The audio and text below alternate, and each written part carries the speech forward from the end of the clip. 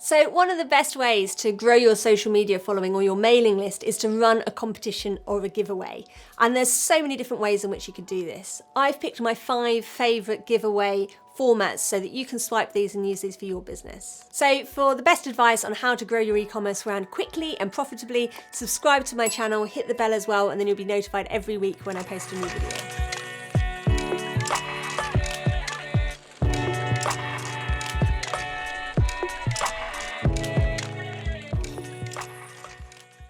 So I'm Sarah, I'm founder of the Fastnet agency, and we help ambitious up-and-coming e-commerce brands to grow online using digital marketing.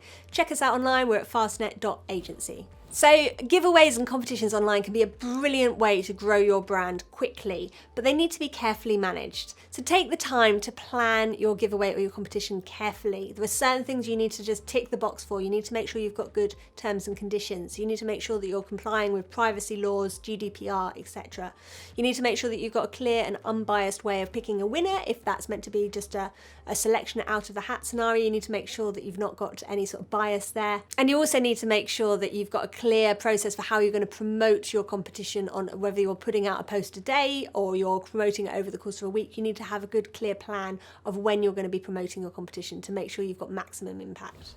So format number 1 for online competitions is the like, comment and share. Now these are great for specifically for building your social following, and the idea being that you get other people to help promote your page and like your page through your competition. Now these are really quite simple to run from a technical perspective. What you do is you announce what the competition is going to be. You win this, you win that, you maybe win a gift voucher or a hamper or whatever the prize might be.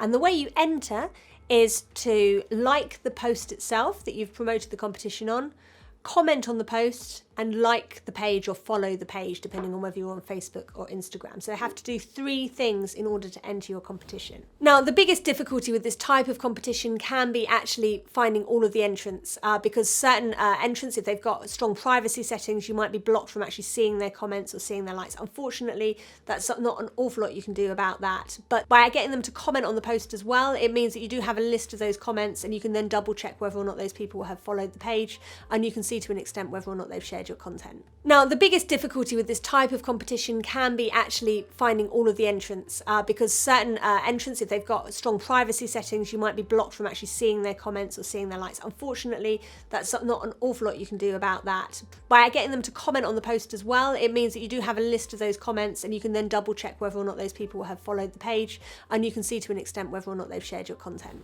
So option number 2 is the tag a bestie format. This is where you tag your best friend or your mum or your partner or whoever that might be to share in the competition with you. And again, the idea behind this is to create a viral sort of post that allows you to grow your social following very quickly. So the specific target for this is to grow your social following. Now this works really, really well for things like Mother's Day or Valentine's Day, or something, a prize that involves 2 people. Maybe it's a spa day for 2 or whatever that might be. It works really well for those, either that type of promotion or that type of offer. And the idea being that if you want to enter the competition, you comment on the post tagging the person that you'd like to enter the competition with, as well as liking the page and sharing the post. So again, you've got that viral sort of content where you're getting a load of content out there shared by a number of people, but by tagging their friends, you enter both of you into the competition. So the idea is, if chosen, then the person that's entered gets the prize for themselves, and they also get a prize for the person that they've tagged in their post. So both people win. Option number 3 is the mailing list builder. Now, the nice thing about this is the last 2 formats that we mentioned were all about social media and just promoting it on social media. But this type of format means that you can actually promote your competition anywhere, whether that's the local paper or maybe it's a magazine. It can obviously be promoted on social media as well. You can maybe promote it to your existing mailing list, but the idea being that you can actually reach out in a variety of directions in order to promote this competition. And the format behind this is, as I say, specifically to build your mailing list. So in order to enter the competition, entrants are sent to a landing page where they have a basic form to fill in. That also provides the email address. They opt in to make sure that you can send them email, newsletters, etc. after they've entered, and that enters them then into the online competition. So this could be just selected at random, or it could be that the winner is selected using some sort of criteria, so they have to answer a question, for example. Now, have you run giveaways and competitions online? What have your experience been? Have you got a particularly good format that you think works every time, or have you struggled to get any sort of traction? I'd love to know your experiences. Pop a comment below and let's get the conversation going.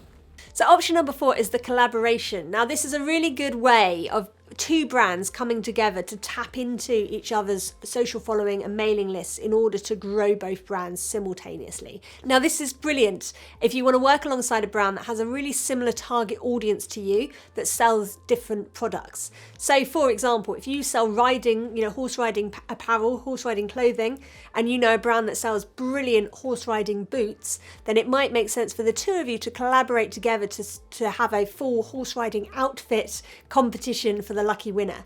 And the nice thing about that is that they will have a load of people in their mailing list and their online audience that could potentially be interested in your products, and you'll have a load of people in your social media audience or your mailing list that could be interested in your collaborative products. So the idea is that you come together to help share your audience and reach a wider audience by doing that. Now, this is a really good one to do if each brand has something to offer the other. So it works really well if both brands are fairly evenly matched, but maybe have their strengths in slightly different areas. So maybe one brand has a really, really strong mailing list, but maybe not such a strong social following, and the other brand has a really strong social following, but maybe not such a strong mailing list. It's a really good way of being able to leverage the other brand's marketing base in order to build your own. So option number 5 is the UGC creator, or the user generated content creator. Now, this competition is great if your aim is to get more user generated content in order to use on your social media, or on your email mailouts, or on your online advertising. Now, the nice thing about this competition is it can be something that you can run regularly if you want to. So quite a few brands do, for example, like a customer of the month. And it's really simple to set up. So if you're running this on Facebook, the way to do it is to create a post saying,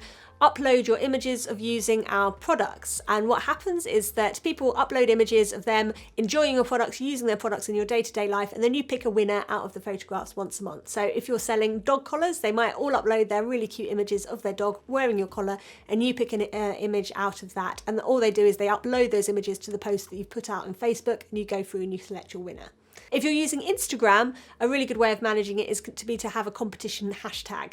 So using our dog collar option again, it might be that they upload their image and they tag, dog collar customer of the month with that specific hashtag. You can then go through the hashtag and again pick your winner. Now, as you can probably see, this is a brilliant way of getting that user generated content, which is so important for building brands. So at the end of this, you've got a number of images submitted by your customers of them enjoying your products, which is absolute gold for your social media feed.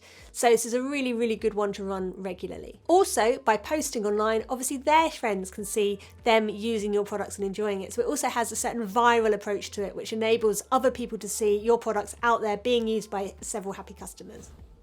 So those are my top 5 competition formats. They're all relatively simple, but there's loads of scope there to be creative with those formats to create really good results from your competitions. So in summary, I'd say in terms of top tips, the most important one is to be really clear as to what you want to achieve from your competition. Are you looking to build your social following? Are you looking to grow your mailing list? Are you looking to broaden your audience? Are you looking to get a load of really good content? Whatever that might be really clear about what competition you're running and why you're running it. Second one, as we mentioned at the start, ensure you have your T's and C's covered. If you're not sure about this, run it past a lawyer, get some really good terms and conditions in place before you start running competitions, but make sure this isn't something that's going to come back and bite you on the bum. Make sure you've done your homework on that before you start running regular competitions. If you're picking a winner at random, make sure that you have a process for genuinely picking that winner randomly again, so it doesn't come back to bite you on the bum. The way we tend to do this is we take all of the people that have entered, we stick them into a spreadsheet, and then we use Google's random number generator to generate a number, and then we go down the row, and whoever is in the row of that number is the winner. We record this on our screen, so it's absolutely clear that we haven't been in any way biased in choosing the winner. There's a really clear process there, and we've screen recorded it should anybody ever come to question it in future. So thank you so much for watching. Now, if you found this interesting and you're deliberately looking to grow your social media account, then check out this video I did all about growing your Instagram online. And if you're looking to incorporate competitions as part of a wider sales funnel to grow your sales, then check out this video I did all about growing your sales funnel. So thank you so much for watching. I look forward to seeing you next week.